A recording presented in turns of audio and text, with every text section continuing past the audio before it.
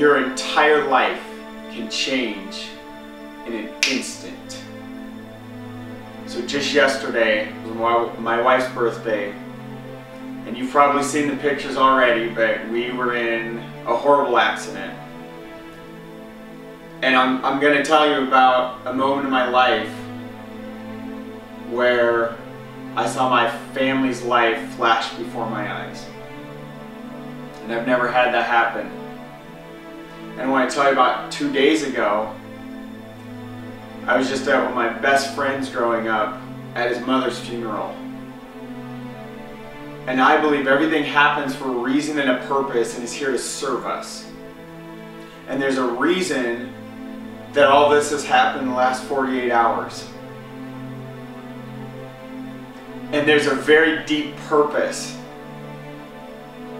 And everything I've experienced in the last couple days has just been a huge blessing to me and my family.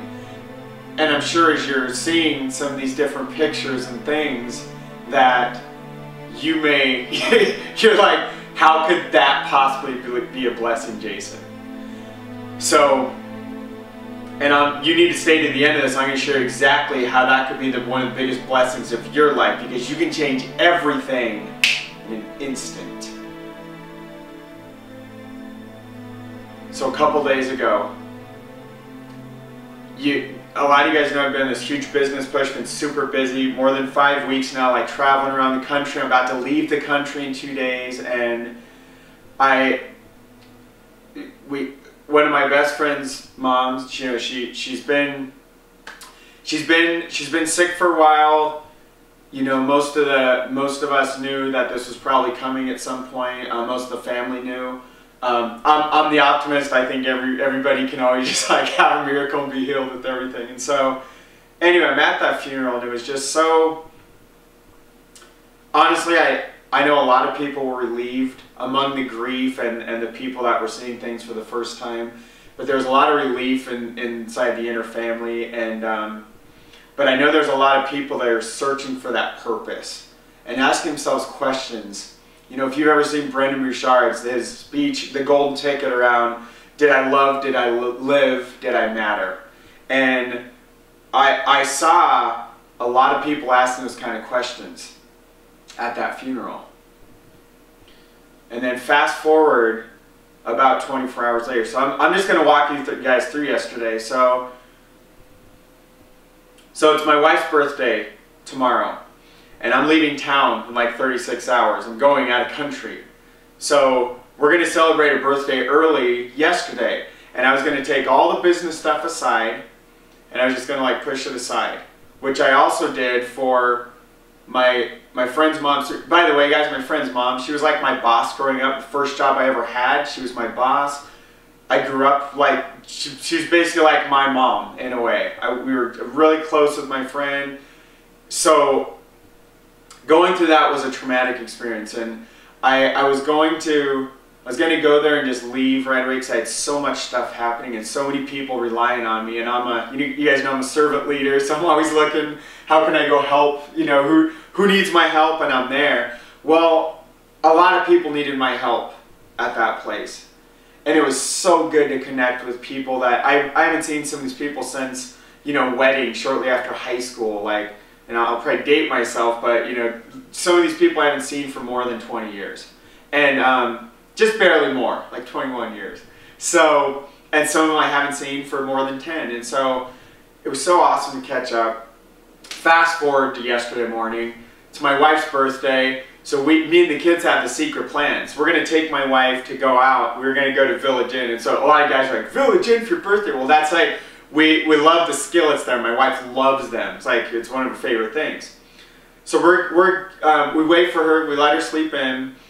She gets up, and we're all excited, and we're ready to go to Village Inn.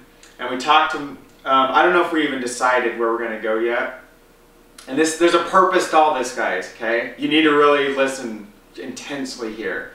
So there's a purpose why we ended up not going to Village Inn. Why my wife instead wanted to go to this all-you-can-eat place called Golden Corral. And I hate the food there. It's just bad. even my daughter like barely ate, and my son just ate a little. I'm like, this is just bad. But my wife loves it there. Like she totally loves it. So I'm like, hey, it's your bread. And I apologize because I have a pain down in here, so I have to be careful about how deep I laugh and everything. So, and you'll hear all about the pain and how that even happened. You've probably already guessed from some of the crazy images you may have seen, and or that you will see. So we end up, we're not going to go to that restaurant. We also end up leaving more than an hour from when we had planned to.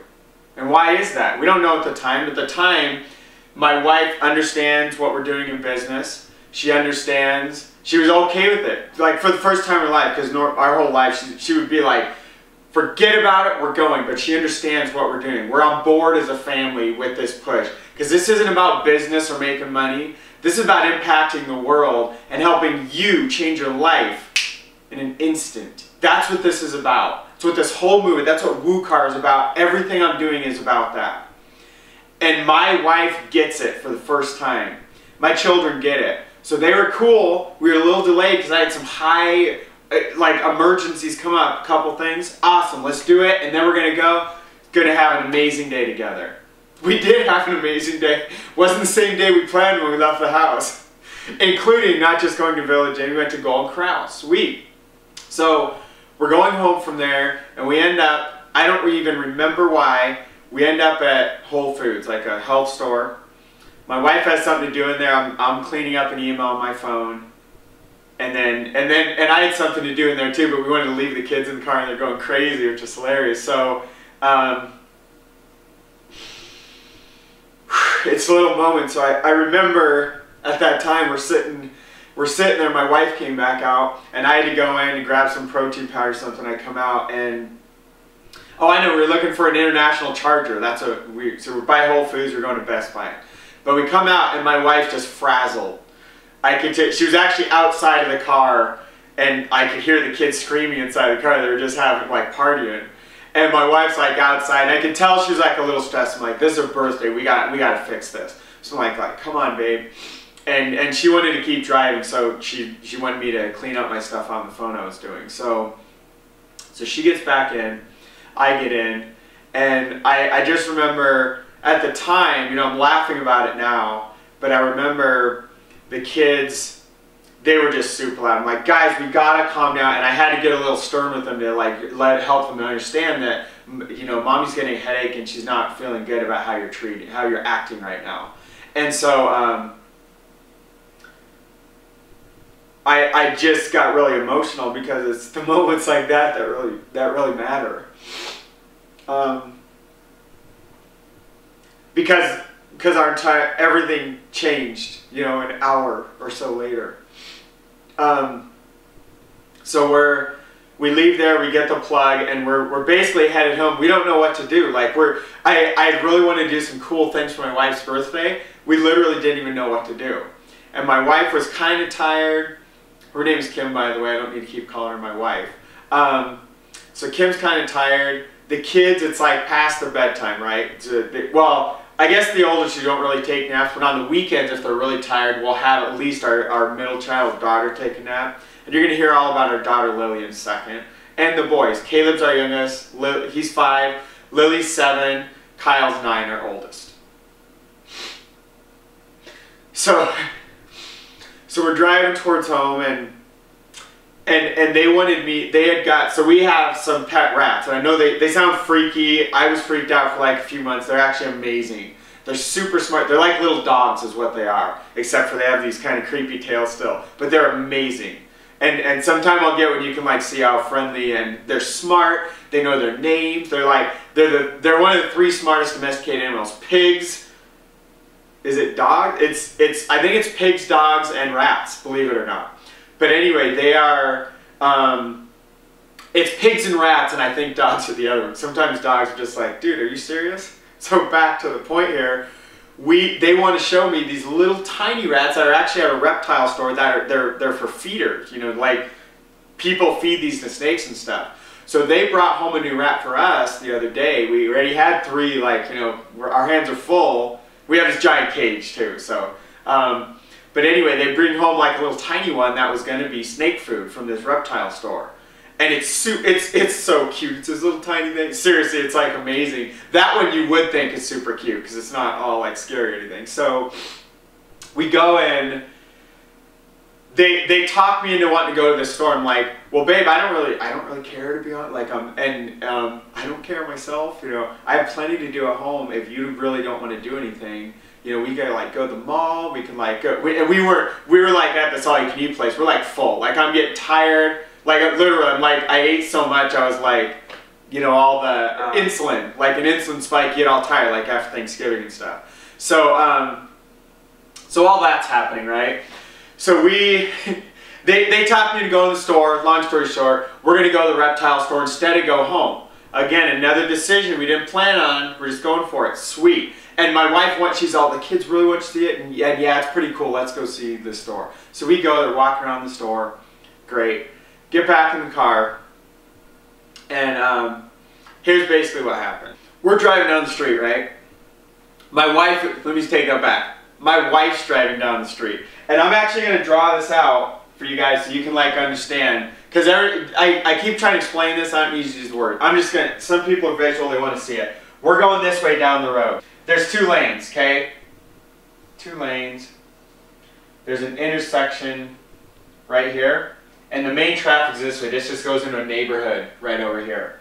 So basically, we're in this lane traveling, but right here, there's actually, you know how you like merge over and there's like a turn lane so these people can go like this, right? So there's at least a car here. And you ever had, like this is one of those moments, guys, where you don't really know all the details because some of it actually like blacked out for part of it, and there's like flash, like these time jumps. That's exactly what happened. And so here's the things I do remember. And so basically, we're like right here, going this way, right? We're in this leftmost lane. So basically, we're just driving down the lane. And it's just like you're just driving, right? There's a car turning, sweet, no big deal, you're just driving down the road. So I'm sitting there doing my phone thing, and as I'm looking up, something's calling my attention. It's this, there's a white vehicle, and it's pulling right in front of us. And this all happened in just an instant. And here's the flashes, here's what happened.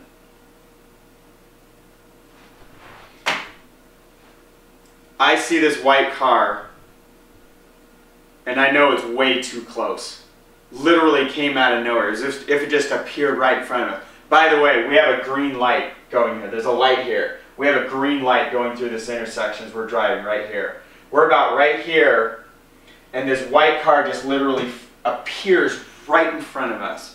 Now, what my memory thought was that we could miss the car and go like towards the rear end of it, like maybe hit the back end of it or like get around it. That's what I thought could happen in my logical brain. And this all happened in like an instant, right?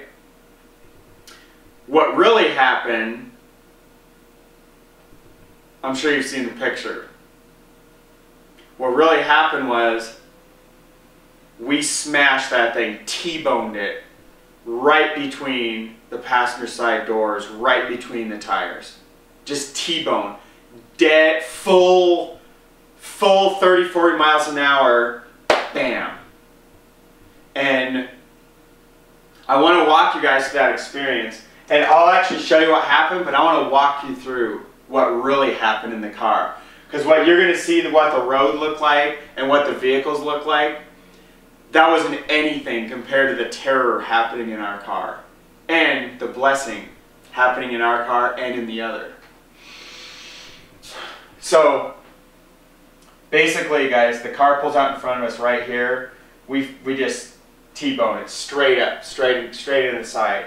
So what happened was, and by the way, so cars weigh like what, 2,000–3,000 pounds, whatever they weigh. When a car going this way and one's going full speed right into it, pretty much like kind of stop each other. You don't need a lot of brakes and stuff like that, because like you smash into a car like that, it pretty much stops you. So, or almost. I literally don't physically know how this is even possible, what happened here. Here's what happened. So we hit it, basically stopped all of our momentum, and that's why I'm all messed up, and that's why we have things happening to us right now. But, so we basically end up coasting, and we end up just parking right here, like right, basically up against the curb. And you guys probably have seen some pictures where like the fireman put some stuff down below because all the stuff's leaking out of our front of our van and stuff. So like we're basically pulled over blocking this rightmost lane right here. And this car we T-boned that pulled right in front of us, this thing ended up right here like this, but it got flipped around. Like, I don't know how this is even possible, but this car is driving this way, right in front of us, gets, like, my brain says we should have just been dragging that thing with us. I don't know how this happened, that this car somehow, like, got flipped around right here. Not flipped, but the car just, like, twisted around. It's all four wheels around the road. As far as I know, it looked like it was. We don't really know what happened. But it got turned around here, where this is the front. And then we just ended up basically, my wife said she remembers she like went over to the side and she applied the brakes a little bit as we're coasting over to our car. And so I want to share with you guys what happened right here, because here's what I remember. I look up, I see a white vehicle. Next moment, this very, very sharp, very, very short. It wasn't like a cannon, like a boom. Not like that at all. It was like a crack, like a boom. Just so loud, just a crack.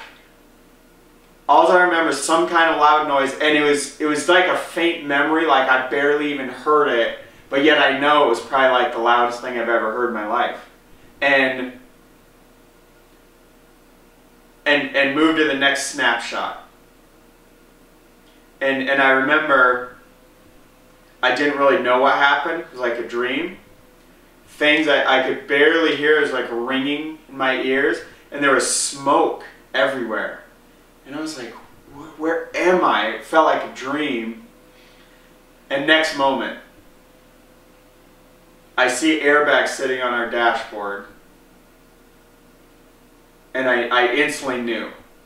And you can imagine how fast all this happens. This is probably all over like 1 second or less. All these snapshots.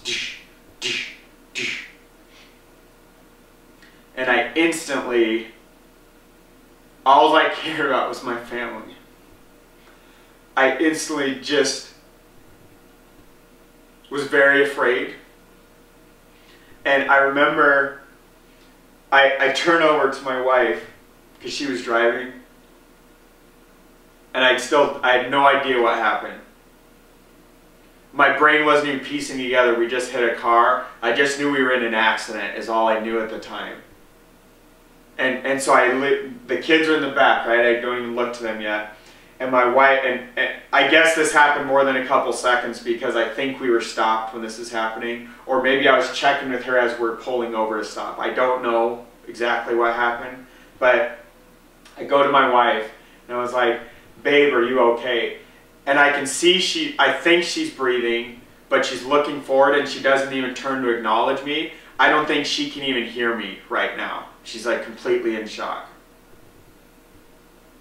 So, by the way, I am going to pass this lesson on. Maybe I'll pass it on later, because we didn't know this at the time. I'll pass it on later. So I go to her and I immediately just want to see if she's okay. I can see she's breathing, and I remember I'm like, babe, are you okay? And I'm looking, I'm like trying to see if there's blood. I'm trying to see if she's breathing. I'm trying to see if she's obviously very conscious, well, somewhat conscious, but she's not even looking at me. She's not responding. She's just like, she kind of like said yes and no. She doesn't know if she's okay, basically. And I was like, well, at least she can understand something because she tried to say yes and no or just whatever. So, and this is all my brain is piecing together. You guys got to realize, anybody else seeing this, they would have a different story about the same thing, right? So my wife's okay, and then I hear one of the worst things I've ever heard in my life. So you have to remember. Oh, and so you hear this big bang. There's smoke everywhere, and there was this smell. I don't even know what the smell was. I don't think it was really like gunpowder, but it was a smell. And I remember that. So you have this smell, and you have this smoke all around, and things like kind of foggy. You can barely hear things. I'm checking on my wife, and then I could hear very clearly with perfect hearing.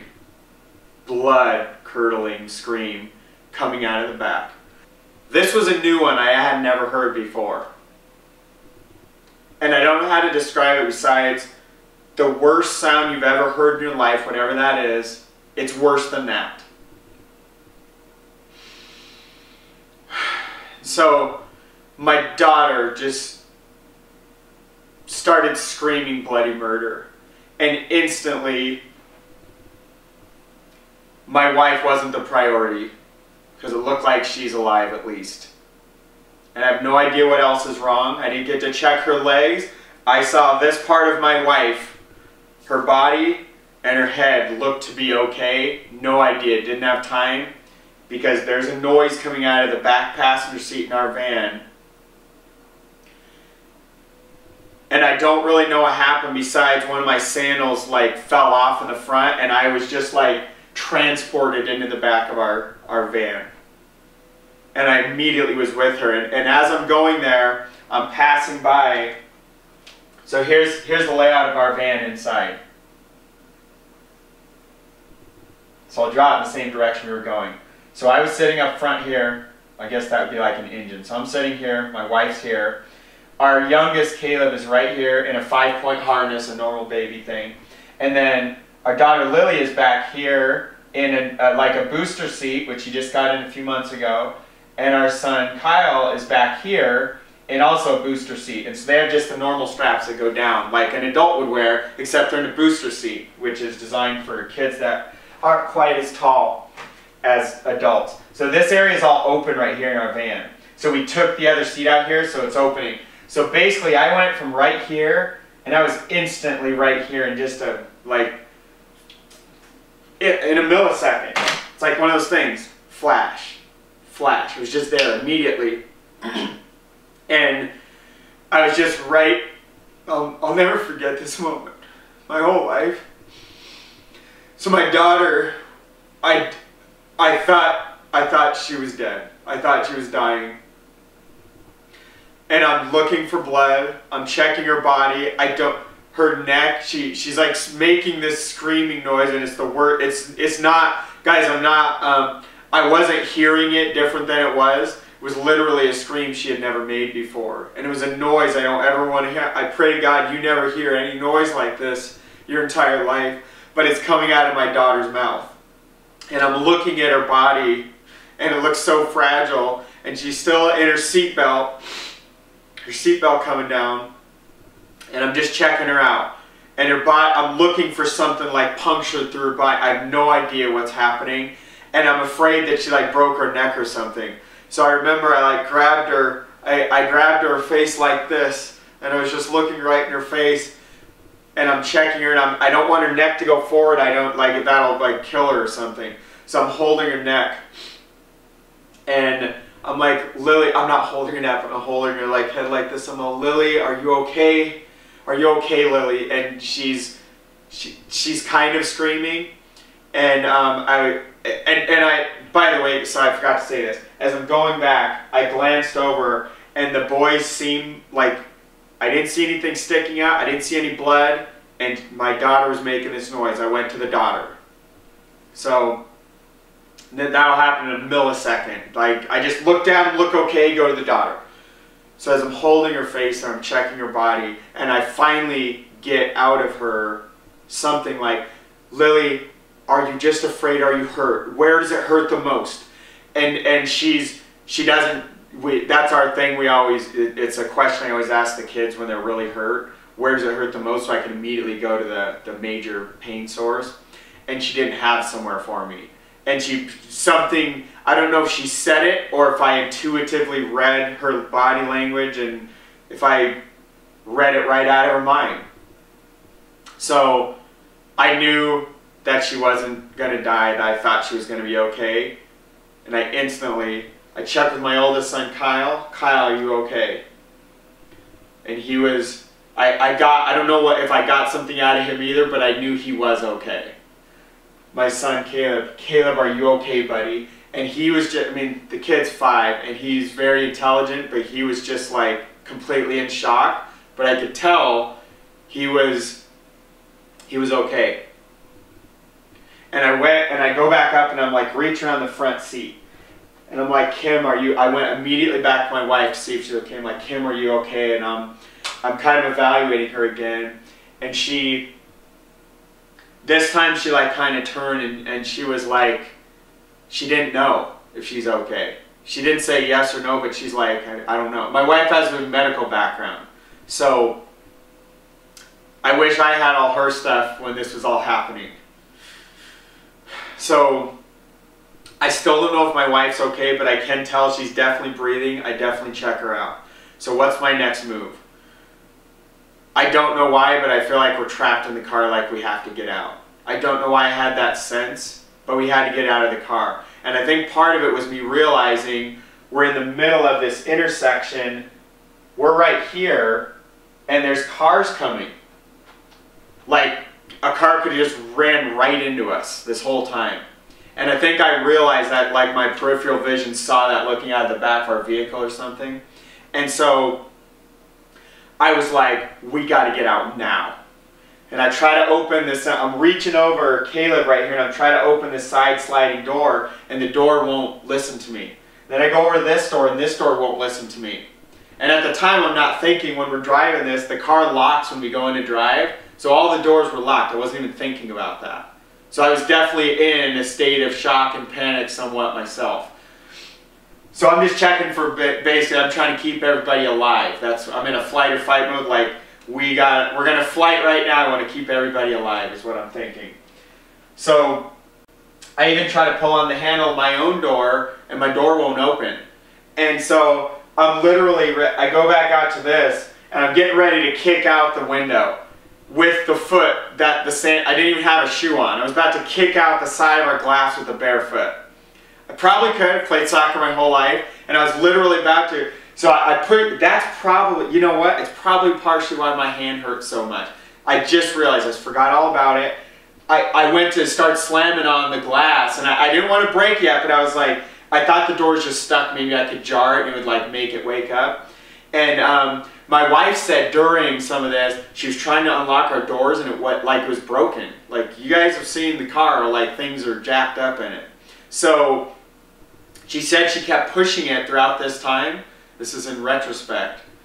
So she was saying she knew I was trying to get out and she was pushing the unlock thing. It wouldn't work, and finally after like 20 times it just popped open. So finally I get the door open, and I just take our youngest son and I take him out and I put him on the grass, like just outside of our car. Like over here there's a grass berm. I take him out here and I try to get it, and I tell the other two, I'm like, guys, I need you to get out of the car now. And like, Kim, can you get out? And her answer was like, she doesn't want to move. I'm like, you stay there. And she knows to like keep her neck. So I take the kids over. My youngest son, my 5-year-old, he won't sit down. And I remember him looking like this, and his eyes are all big. And I think he was shaking a little bit. And it was like rigor mortis, like he was stiff. And I couldn't get him to sit down. He was like standing like, Caleb, please, will you please sit for Daddy, please, buddy? Buddy, look at me, will you please sit down? And he finally, I had to break his state. I had to get right, like eye contact. Buddy, will you sit down? He finally got him to sit. And I got my daughter to come over. My daughter was still, the screaming had calmed down, but she was just crying furiously. And so I got her to sit right next to him, and I get our oldest son, and he's sitting like 10 feet away. I'm like, Kyle, please come over here. And he doesn't, you know, he's like 9. He's like, he doesn't want to hug his sisters or brothers ever. He doesn't want to hug me, your mom. He's at that age. I'm like, Kyle, please come hug your sister right now. She needs you immediately. I have to check on Mom. So I got him to come over, and I think he was going to hug her. And immediately, I knew they were away from the road, and there's some people starting to gather around. I don't know. At one point, there was probably about 10 people there. I remember there was like 4 or 5 guys and maybe a gal there. And we don't know anybody, just complete strangers. And I got back in to check on Kim, and I'm coming back out, and we decided we're going to leave Kim there because I don't know if she has a neck injury or what. I knew she was still breathing. There's no punctures, like nothing. I don't think anything was broken. But she just wanted to sit there. She was really like psychologically complete. She was still dazed a little bit. She was definitely like in a good bit of shock. And you know why in a little bit, why she was in extra shock than anybody else in the car. So this guy's out there, and he comes up to me. So first, as soon as my family, I knew we were all okay. So the 2 concerns at this point were, okay, how okay is my wife Kim? And is our car going to get hit from behind? And one of the guys there had actually gone out, and he started to like block the traffic. And you may have seen like, I don't know if you've seen like shots of this or anything, but I remember looking back at one point when I came to get the wife. I finally got the wife. When I finally came to get Kim out of the car, and she couldn't we had to get her arm around me, and she was like limping and her knees messed up. I'm like, it wasn't good. And I also knew when she started to lean forward in the car, like I thought she might throw up. She was really shaky, she was still pretty adrenalinized. So basically, I get her, and I'm telling her, I want us to get out of here because these cars, like, guys, someone drives by and they're like honking at us like road rage, and we're like, we don't know if my wife's even gonna live through this stuff, and somebody's like honking at us driving by. I'm like, dude, so that part of humanity wasn't very good. Somebody said later on, I think my wife said later on, they were actually, like, people were trying to merge in, they were honking at us, which is what I thought at the time. Isn't it funny where the things our brains do? So I get her walked around and sitting with the kids, but as I'm in the middle of that, when I checked on my wife, I went to these people saying, I'm all, are they okay? And they being the white car, I don't know anything. No idea who's in it, I don't know anything. I just said, are the other people okay? And nobody really gave me an answer. One guy was like, I think they are. They have this little cut over the eye or something, but they seem okay. We finally gathered. So I came back, get Kim out of the car finally, and take her over to sit near the kids. And then I realized, so all my family burns really easy except for me. So my wife and my kids, they burn like literally in like 15 minutes in the sun. They get fried. And they're all sitting out in the sun. I'm like, okay guys, let's move further away. But that was my excuse, was the sun. The real reason was, I'm looking at the situation, and our car's right here, and the family's sitting here. If our car gets hit, easily, and it was further away, guys, there's more distance than this, easily all these cars, somebody could hit us and like just go and kill all of us, easy.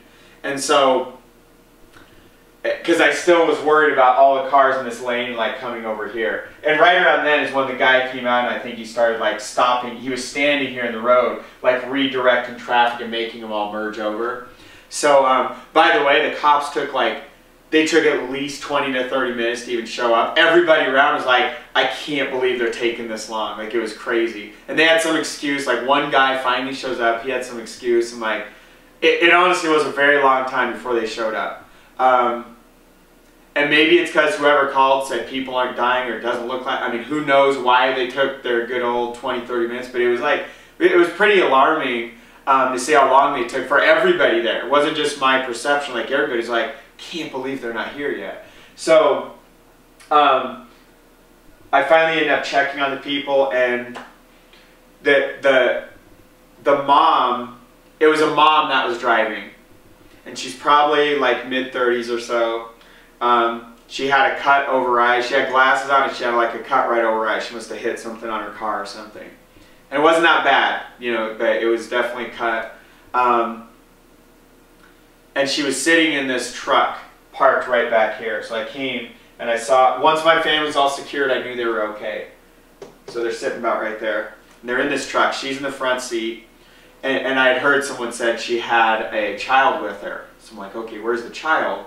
And I don't see the child because the child is like 6 months old. It's tiny. And the child's in its baby seat, sitting in the back part of the truck. And I just went over. I'm so thankful that everybody's okay from this. The child's fine, guys. But I saw like this little tear in the corner of his eyes, and he was just like kind of fussy. But I could tell the kid was definitely okay. A baby would be screaming if things, unless there's like internal injuries. I think the baby's totally fine. And they are, because of, you know, the reports and stuff. The mom checked, like, no, neither of us were injured, which is funny. You know, she did get injured, even though it's just a little cut. So I did. That's basically the stories, and you guys see like all the pictures. There's moments like this where everything changes in an instant. 1 second before, I was replying to someone who had either they just joined my team, and I'm trying to get them into our private mastermind group, and that's what I was doing on my phone. And in an instant, everything I just explained happened. And what I was having in the moment, I wasn't looking back at my life having all these regrets. I was, since then I've looked back at things of, like, memories of things in that vehicle as we're watching that thing get towed off in the flatbed trailer. I had a few memories of, moments where, like, one time where the kids were like driving our car, they kind of like took over the vehicle. I walk out of our house and they're like, yeah, we're gonna drive. It's so cute. And I remember taking pictures of all my kids packed into my car. And I just have these memories of my family and realizing, we have a lot of memories in that van. We hated our van, by the way, guys. So I want to talk about some of how this was all just a huge blessing. First of all, everybody's alive and pretty healthy. I definitely have something hurting in here. My neck is just getting worse by the hour. But I'm probably one of the my kids are they're totally fine. My son has like a little burn mark here from the seatbelt coming down, and kind of like a paper cut, like the seatbelt kind of went against his skin, like right here going down his neck. So you see this like one single line of the edge of the seatbelt like rubbed against him. My son said he was looking down at this happened, so it probably went like that. It was probably like pulling back on him. So there's so many blessings that come out of this, guys, and so many people look at, what are the bad things? Like, oh my God, you have to get a new car, you have to deal with insurance. Guys, you want to know what just one blessing out of a million? Do you know there's a reason? Everything happens for a reason and a purpose, and it's here to serve us.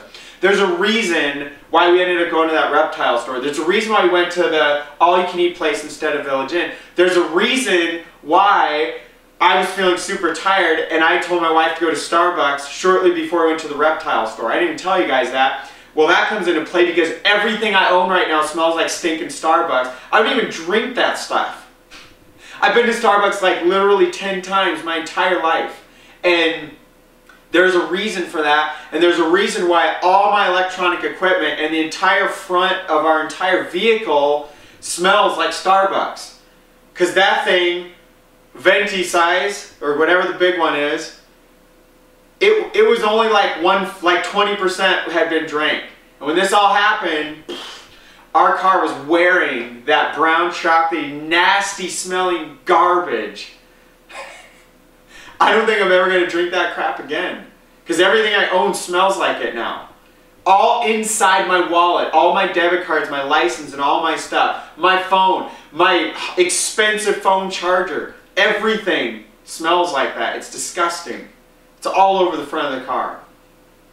And all over all of our stuff, which is, instead of in our hands, it's all like laying all over the foot. We were finding stuff all over the car. We have no idea how things got there. My phone somehow went from my hand and I don't even know where we found it. It was in the craziest place. Like maybe got hit by the airbag and smacked out of my hand. I have no idea what happened. And so everything happens for a reason and a purpose and is here to serve us. Do you guys want to know some of what, these are just the ones I'm even aware of. There are some of you that like saw this on Facebook and it changed your life in an instant. I don't know your whole story of that. I can tell you some of the things for us. We just 3 days ago had our van in the shop. We put in a couple $100 in it. It needed a new battery and it needed 3 different repairs between $700 and $900 each. We had like more than $2,500 worth of stuff that needs to be done in our van. We've been trying to replace it for like a year, but we never had the income like we just started to create in these last 5 weeks. To really feel like we were trying to like drag it out. Yeah, let's just keep it going a little further. So there's a reason why our van is basically totaled and why we're going to be getting a new vehicle now. One of those reasons to save us $2,500 on repairs over a vehicle we didn't like in the first place. You know, there's the realization of us not taking anything for granted. Realizing everything can change in an instant. That is one of the greatest lessons that I want you to take out of this.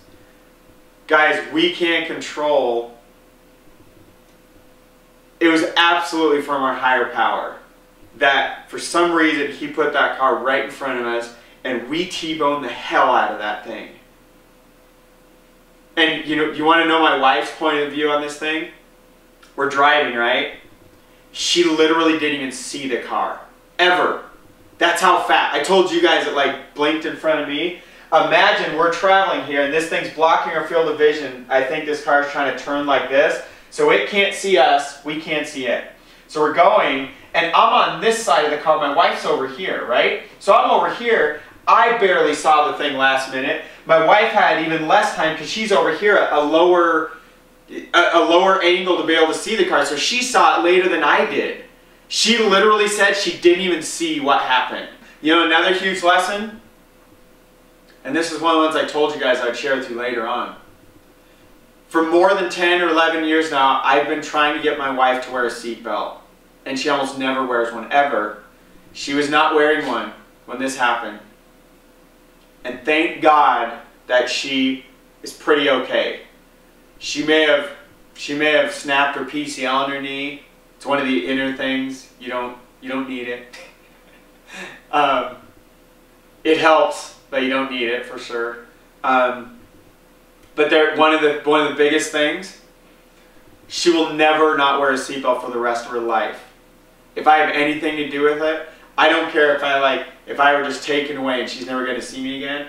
I have just like, it's one of the main focuses. And here's the greater lesson. So that's what important to my family and me is that lesson with her wearing a seatbelt.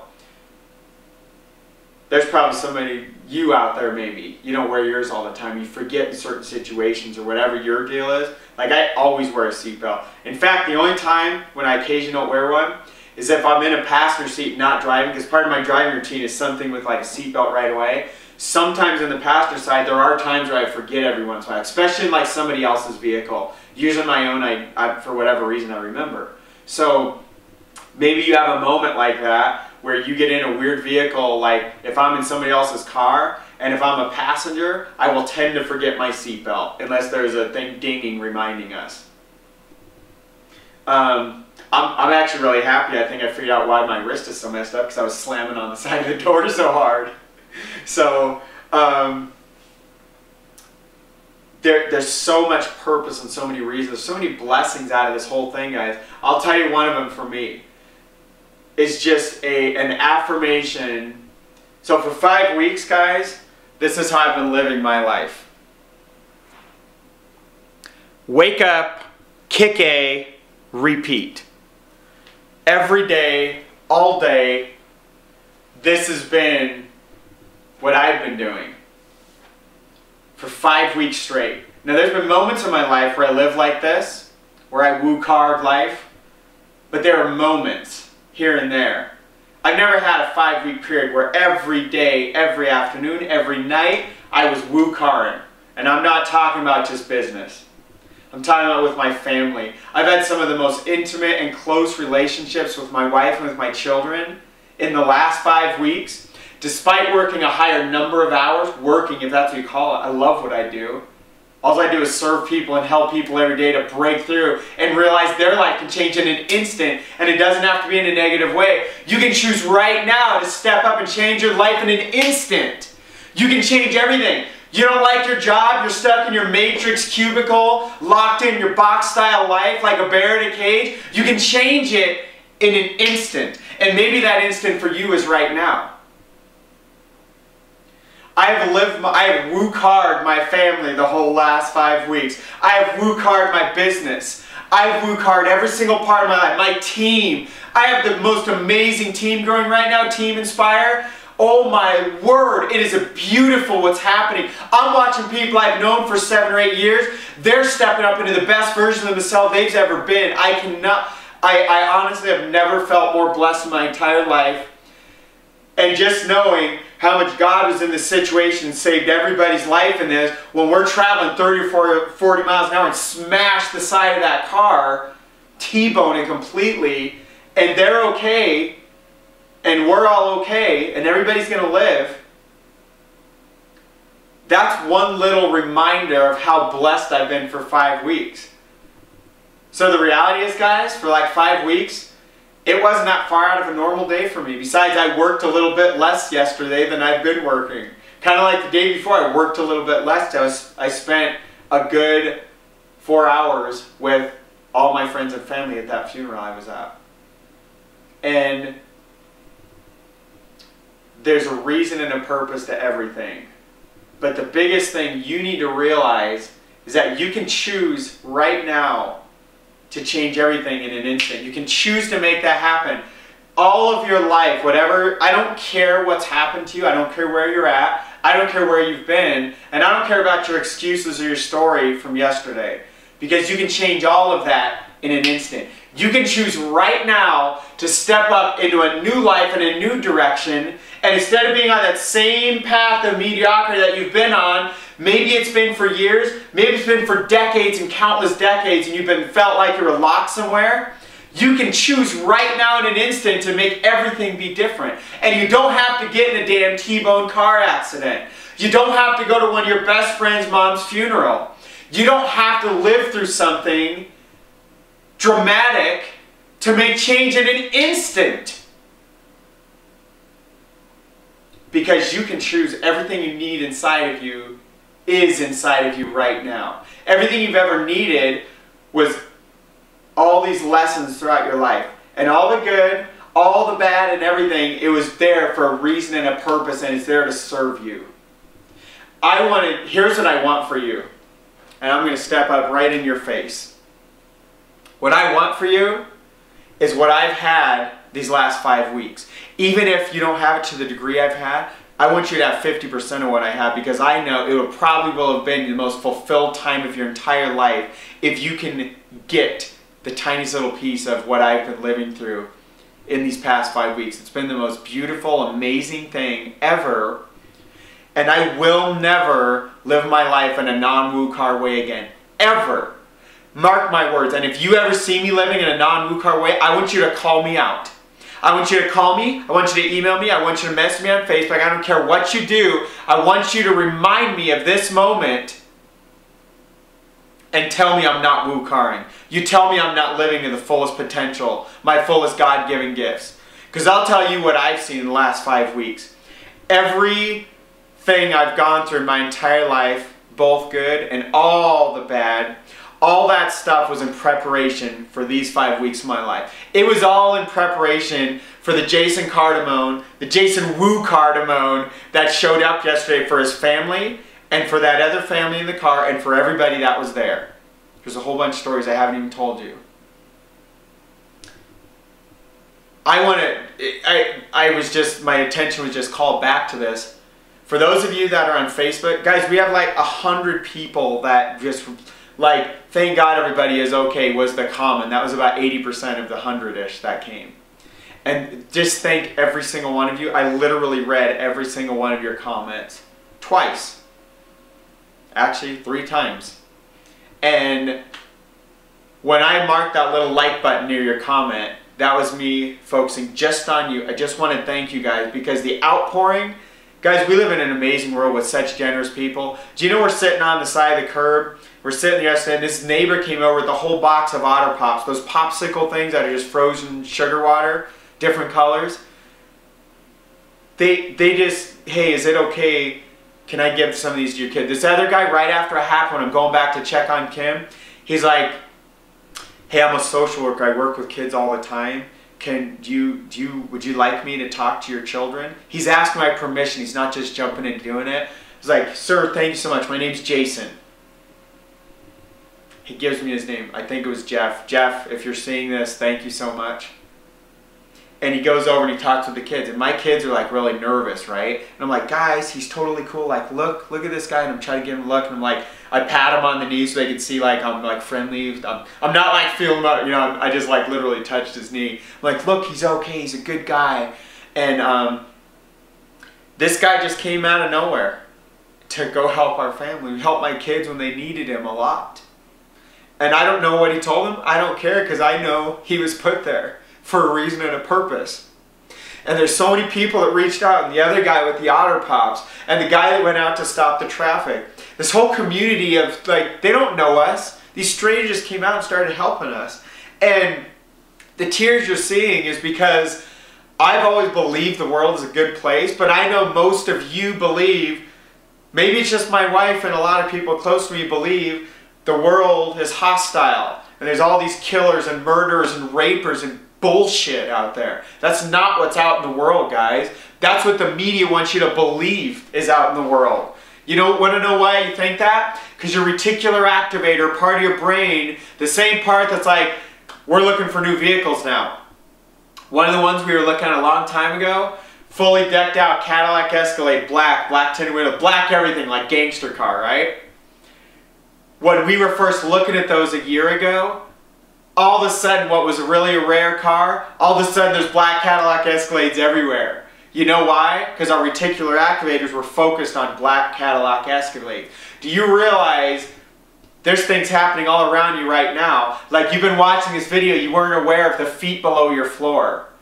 And you weren't aware of the shadows of the whiteboard behind me until now. You are aware of the shadows when I was back here. You see the shadows? You weren't aware of these different things necessarily. You're not aware of how hot or cold it is in the room you're in right now.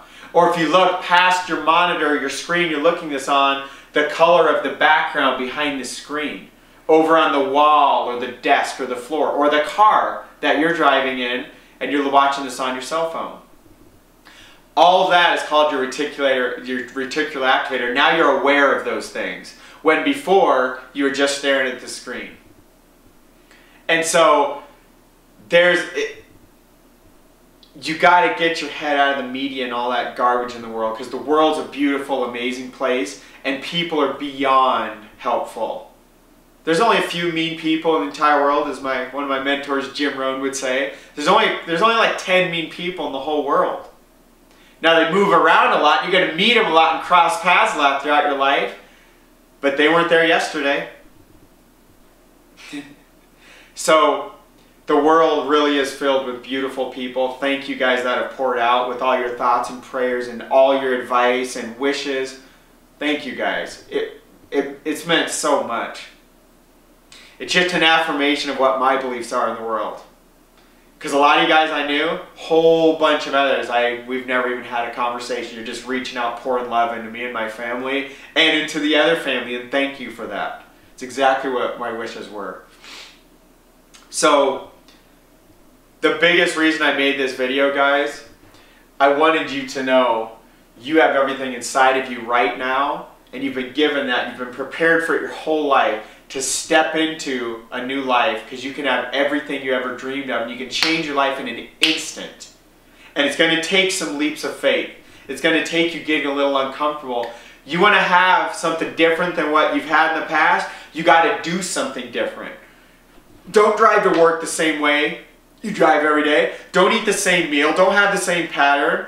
Don't be afraid to talk to people like you have been. Or if you over talk, don't be afraid to be quiet and listen for once. You got to change things. You can't be afraid of, we all get in this, it's natural for you to want to be in a comfort zone. Because you're wired like that. We're wired to avoid pain and gain pleasure. You get in a comfort zone and you get stuck there. It's real easy to get stuck there. I shouldn't say you get stuck there because you get to choose to change in an instant. But you can get stuck there if you don't choose to change in an instant. So as you're sitting in those comfort zones at different moments in your life, look at all the greatest things you've achieved in your life, and you will see leading up to that how you were not in your comfort zone, how you were living a woo-car life. Wake up, kick A, repeat. That's how you're supposed to live your life. In every moment. In your workouts, in your physical body, in your spiritual life. Step that up. In your family. In your contribution to the world. In your finances, in your business, in your work. You're supposed to woo-car even still being at your job. Did you know that? Woo-car for your boss. Woo-car for your coworkers. Go just make some amazing things happen all around you because that's your purpose. That's one purpose we're all designed to do. Now your unique gifts, I don't know where they go to, but I'll tell you this. You want to lock arms with me, you want to come with Team Woo-car, you want to come with Team Inspire, you want to lock arms with me and the people on my team, and you want to really go create some amazing things. You want to be in an environment where staying comfortable and staying in that little comfort zone and living that old life that you've been living and it's all, oh, it's great, you know, things are good, we're doing great. You could be driving right down this same road in your town. And you could have that same driver, whatever she was doing or thinking or whatever was happening that caused her to pull right in front of us, exact same thing could happen to you in an instant.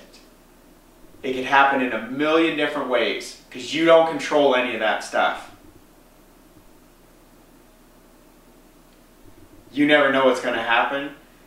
And what I'm thankful for is that I was in that van and I'm checking my family's vital signs and organs and checking their psychology and making sure, trying to make sure everything's okay.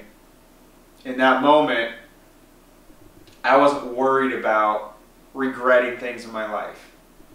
Because for the last 5.5 weeks, I've woo-carred every part of my possible life. And I didn't have regrets as I'm checking my family. I was able to be fully present with my family. That's all that mattered, is those other 4 people in that car. There's nothing. I wasn't worried about, oh man, you know, I wish I would have given my team more effort. I don't have anything. I didn't have anything else to give. I stayed up a full night for the first time in my life, just like the night before I went to that funeral. I stayed up till 7:30 in the morning for the first time in my life, pouring into my team. Yes, I did go to bed from 7:30 to 10 or 10:30 that morning. I slept for like 2.5 to 3 hours, and I felt great the whole day at the wedding. Guys, I am on fire with my purpose. I've never been so excited in my entire life. I have never, you know what I was put here to do? Woo-car, right here, right now. This is why I was here, to lead and help co-lead Team Inspire and Team Woo-car and the movement and the amazing things we're creating. That's my purpose, and I want to help you discover your purpose. Because maybe your purpose is just to fill in here and make a ridiculous amount of income, or fill in here and do a ridiculous amount of contribution, or maybe you make a ridiculous amount of income and a ridiculous amount of contribution, then you take all the money and go give it to the causes you believe in, or you go back and give it to your church like we have several people doing on our team. I don't know what your purpose is, but whatever it is, I'm here to help you find that, because everything can change in an instant. So don't ever forget that, my friends. I hope you choose to go out and first of all live a woo-car day. And if you want to connect here, this is your open invitation. Reach out. Email, phone, Skype, I don't care. Reach out. I'll definitely get back to you. Especially if it's before here in Wednesday, because Wednesday I'm leaving for Dubai. I'm going to be gone for a week. So whatever I can do to serve you, reach out. And even if you reach out while I'm gone, I will catch up on everything while I'm gone. It's going to take a bit, And I don't know how much worse all this neck and stuff going. I don't know how much worse that's gonna get. So it might be, I might be back, might be in a neck brace, like trying to type, like return all the emails and stuff.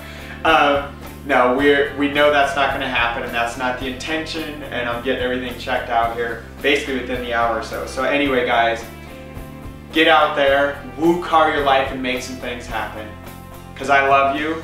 I want you to get out there. I want you to go, all your loved ones, go call them, go hug them, give them a kiss, give them a hug, give them an extra little loving right now. Because you never know when everything's gonna change in an instant. So guys, let's connect. To your ultimate success, God bless, guys.